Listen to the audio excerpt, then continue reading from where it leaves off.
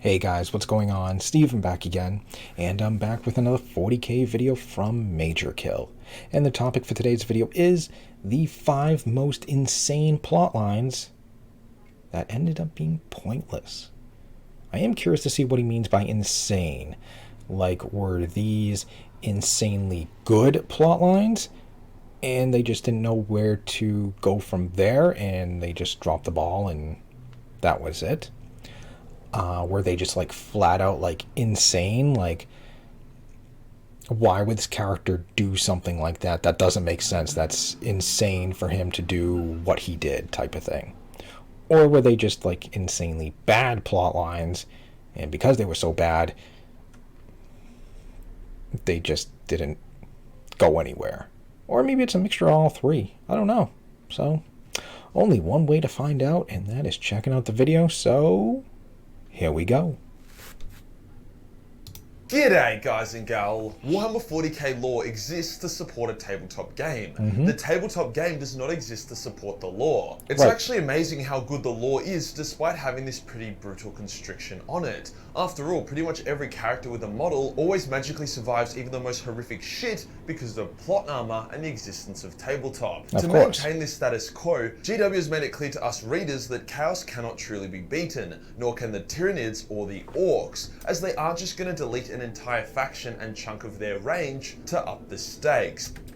I mean, story-wise, yeah, that'd be kind of interesting and crazy, but tabletop-wise, wouldn't be good. You know, what do you do about the player who just spent $1,000 on starting a Tyranid army, and then a year later, the Imperium has defeated the Tyranids. The Tyranids have been pushed out of the galaxy or whatever. Tyranids are gone. Thanks. I just spent, like $1,000 on this army, and now they're no longer around. Can I get a refund? Nope. Thanks for your money, though. Pick a better army next time, you know what I mean? So yeah, they definitely can't do that and get rid of an entire faction.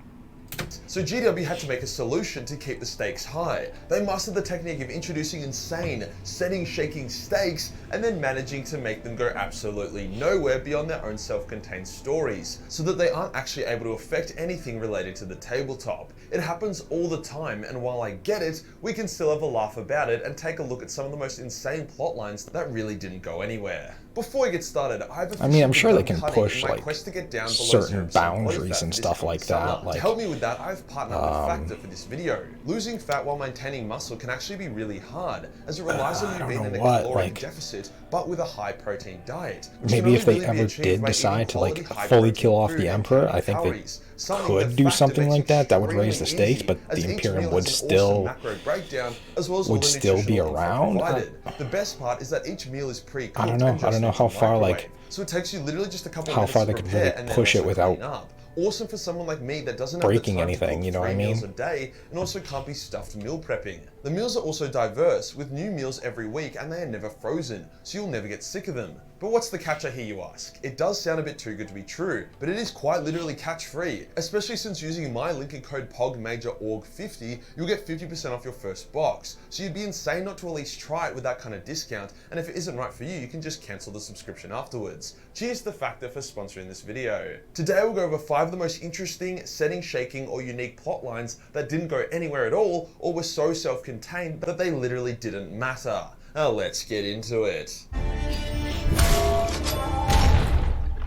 The first plotline I want to talk about is one that is equally awesome and frustrating: the cloning of Primarchs. Primarch resurrection is a hot topic. Is Ferris leading the legions of the damned? Is Conrad's soul trapped in the Gemini's crown? Can Sanguinius revive if Dante, Mephiston, and the Sanguinor do a fucking fusion dance? However, as convoluted as those are, it's being proven that you can literally just clone Primarchs that will then have the same memories and in some occasion the same power.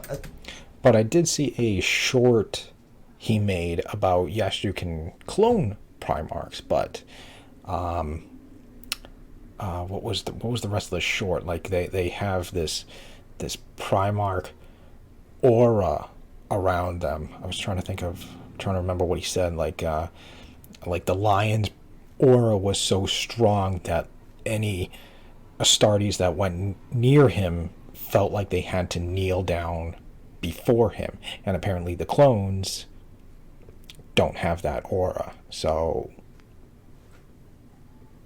yeah. Their previous form. However, because a cloned Primarch is such a setting shakeup and a pretty cheap way to bring them back, True. Any story involving them is very self-contained and always ends with the Primarch clone removed from the setting. When Fabius cloned Horus, giving him back his war gear and signature weapon, it seemed pretty hectic. The War Master returned, ready to unite the traitors and continue the long war, only for Abaddon to physically overpower him and kill him pretty easily. GW has tried to say that this Horus clone was a genuine, true Horus, but that is fucking bullshit. Don't try to lie to me, GW. Sure, it was a moment for Abaddon to shine, but he didn't get any new gear from it or any new power-up. It was a very self-contained moment that should have set the galaxy ablaze, but just ended up being a plot point to make Abaddon look cool. The other example is the perfect clone of Fulgrim. Unlike the other Primarch clones, who were lacking that special Primarch sauce, hence died like bitches, this Fulgrim clone had it all. It was Fulgrim in every sense of the word. I've already made a video discussing why he and he alone was perfect, however it doesn't really matter since the same story ends with Fabius trading the Fulgrim clone to Drazyn to then be kept in stasis, removed from the setting before he could actually do anything. With Josh Reynolds stepping away from Black Library, as well as the authors having a rule not to fuck with or use unique characters or plot points that other writers have made in their own series, it seems that Clone Grim will remain in stasis. I do understand why GW hasn't made Clone Primarchs a permanent thing, but we deserve a showdown between Clone Grim and Slut Snake Fulgrim. This next one is multiple plot points in one and is also the spoiler for the Infinite and the Divine book ending. So skip ahead if you don't want to see it, but let's be real, every lore video is a fucking spoiler and none of you are going to read it anyways. You fucking YouTube lore goblins. The ending is pretty hectic but kind of cancels itself out, with some of the most interesting points that should have shaken the setting apparently having no impact. For example, our two heroes, Trazyn and Orican, are trying to open a tomb which contained the secret to reversing biotransference. However, it's all just a big prank by the Deceiver who then fights them. Orican is able to turn into a godlike being of pure energy, making the Deceiver his bitch, whilst Trazyn takes one of the Deceiver shards for himself to use as a library and power source for his museum. It ends with Orican getting mad at Trazyn and preparing to destroy the museum as his energy god form, whilst Trazyn asks the Deceiver shard to show him how he can enter the Great Rift. Pretty hectic shit. But with the biotransference reversal being a prank, that plot point goes nowhere. With the arrival of the Silent King, it also seemingly overshadowed and squashed their plot point. As far as I know, Orican didn't end up attacking as his god form, or if he did, we haven't heard about it. Trazyn is still running around, doing stuff for the Silent King and not going to the Great Rift. I really feel like we're on the verge of greatness with Necron lore. First the Infinite and the Divine, followed up by the Silent King's return. But now it's just a bit like, bruh. So many plot points just ended randomly or didn't go anywhere. The saddest example of a plot point that didn't go anywhere was the Ynnari books. The Ynnari plot was butchered so badly that it basically removed the Ynnari from the lore despite them gearing up to be a setting-shaking subfaction. Basically, our Ynnari heroes go through various quests, encountering new companions, leveling up, and getting close to awakening Yned. It ends with them fighting their final boss, a mega-empowered Greater Demon of Slaanesh. They have their top lineup, as well as a Solitaire and even some heroes from other Elder factions, all fighting this one Greater Demon. The Greater Demon is even able to kill a few of them, including the Solitaire, before they finally defeat it, with Yned reviving some of the dead heroes afterwards. But then it turns out that the Greater Demon they fought was just an illusion, and that the real Greater Demon was still out there and 10 times more powerful. What the fuck? Also, the final piece of the puzzle they needed to awake Yned is now in Slaanesh's palace, hence pretty much unreachable. So everything they did was for nothing. This pointless plotline was so unpopular that it literally set Eldar lore back a few years. No one liked the books, no one liked the Ynnari, and what should have brought the Eldar back as a true threat instead made them look like a fucking joke. Which sucks, because I love the Eldar, I have a full army and everything. It seems like GW is quietly moving on from the Ynnari plot, focusing on recent range refreshers to keep the Eldar relevant, not their recent dogshit lore. This next one's a bit of a bonus. I'm not going to include it as one of the 5, as it was a pretty minor piece of lore, but I still think it's worth talking about. STCs are mankind's cheat codes, blueprints that let you easily replicate something extremely complicated, extremely easily. SDCs were why mankind were top dogs during the dark age of technology. What, like there 3D existed printing? a cure every disease STC that was discovered by the Imperium. It could have changed the lives of countless Imperial citizens, as it would remove sickness from a fuckload of people. It would also really hamper Nurgle. I mean, it wouldn't necessarily cure his warp-based diseases, but it would stop the more mundane outbreaks which Nurgle still gains power from and often uses to introduce his own diseases into the mix. It really could have changed a lot about the Imperium, but it was stolen by some Dark Elder for a laugh. Because, you know, fucking Dark Elder. So overall, a massive, juicy, nothing burger of a plot. They did it for the fourth lulz. insane plotline that hasn't gone anywhere was the Night Lord Legion preparing to reunite in order to attack Crawford Ulthwé. At the end of the Night Lord's trilogy, a super Night Lord called Decimus, with extremely accurate foresight, united his legion and prepared to attack Crawford Ulthwé, one of the Elder's greatest craft worlds and home of Eldrad. It set up a really cool showdown. The might of the Elder's greatest farseers versus the Night Lords led by the Space Marine with the greatest foresight in the entire setting. It could have been sick, giving both neglected factions some time in the limelight. However, beyond an offhand comment about most Night Lords currently being busy fighting Ulthwé, nothing has come of it. That would be okay if the book where the Night Lords prepared to attack wasn't written over a decade ago. Eldrad also doesn't seem worried, as he has been running around with the Inari, helping Gilliman, not engaging in some foresight duel with the Night Lords. With a decade of no real lore about it, we can comfortably say that this plot point has been abandoned. The final plot point I want to go over is a bit of a controversial addition to this list, as there is still one more book on its way. That wraps up the plot line, but I do want to mention it anyways. This plot being in the Inquisition series, when it's uncovered that Constantine Valdor has spent the last 10,000 years hiding in a pocket dimension, pulling the strings and building up a fuck huge army of super clone blanks and winged blood angels in order to try and do something convoluted and sinister, or maybe heroic. I mention it being a plot point that goes nowhere, since the events of the Inquisition occurs hundreds of years prior to the current setting, and we haven't heard a peep about Valdor or the showdown that is coming. After all, a bunch of major Elder Craftworlds have also gotten involved, which in the current setting, they are all doing their own thing and aren't focused on that singular planet. In saying that, time can be a confusing thing in Warhammer, especially when pocket dimensions are involved. So the ending of the final Inquisition book could bleed out into the current setting. It'll either go one of two ways. First, which is most likely, a lot of hectic shit will go down, however it will all be contained within the story. Valdor most likely having his super army defeated and his pocket dimension destroyed, with himself escaping in case GW want to use him again in the future. Of course. This would have no impact on the main story and would explain the complete lack of Valdor or references to the events of the plot in the current lore. Secondly, which I'm really hoping GW have the balls to do, is that the pocket dimension shit fucks with the timeline, spitting out our heroes in the current setting with Valdor leading his forces against Chaos, scoring a huge victory and adding another player to the game. Maybe we get a new Valdor model in plastic. Maybe this is the trigger that brings back another trade Primarch, like not gonna lie, that would be badass. who now need to fight Valdor. I'm adding it to the list because it could either be the most awesome payoff after over 20 years of storytelling spread throughout 10 full-length novels and a shitload of short stories, or it could be the biggest fucking waste as the lore is entirely self-contained. Probably gonna be option Inquisition one. series is easily one of the most, if not the most popular 40k book series. They even released an Eisenhorn mini, which is really not something they do for many other book series. If you enjoyed the video and you want to support the channel, then Patreon is the place to be, where there's not only a boatload of Battle Mace 40 million hentai, but also a bunch of live action nude cosplay photos. Hit the subscribe button and hit the real subscribe button for more pointless content. Join the Discord for more memes and I'll see you on the next one. Peace. Okay, so there we go. There are the 5 most insane plot lines that ended up being pointless. I gotta say, some of them were actually kind of interesting and cool. Obviously, the cloned Primarchs and stuff like that. I don't know, bringing back like some of the dead ones. I don't know if that would like somewhat tarnish their reputation, if you will. You know what I mean? If you kind of think like...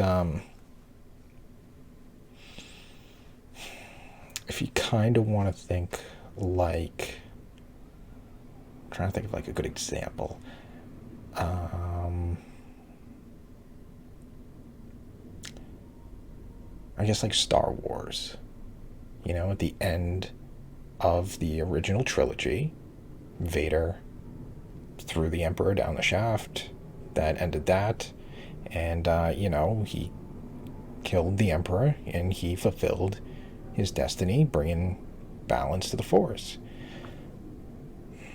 Then in the new trilogy, the last one, what was it, the Rise of Skywalker, whatever the last one was, you know, oh, the Emperor is back, you know, sorta. And then you had Rey, you know, oh, I'm all the Jedi and stuff like that, and pushing the lightning back at the Emperor and then killing him. It's like, no. Vader killed the Emperor. He fulfilled his destiny, and he brought balance to the Force. You know what I mean? You're not gonna tarnish, you know, Vader's legacy to bring him back so Rey can kill him. You know what I mean? They can't.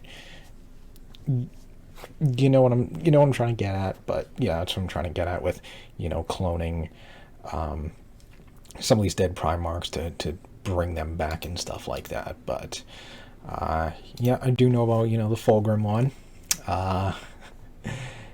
Would be kind of interesting if you know, he was released and stuff. I don't know. Fulgrim's kind of interesting.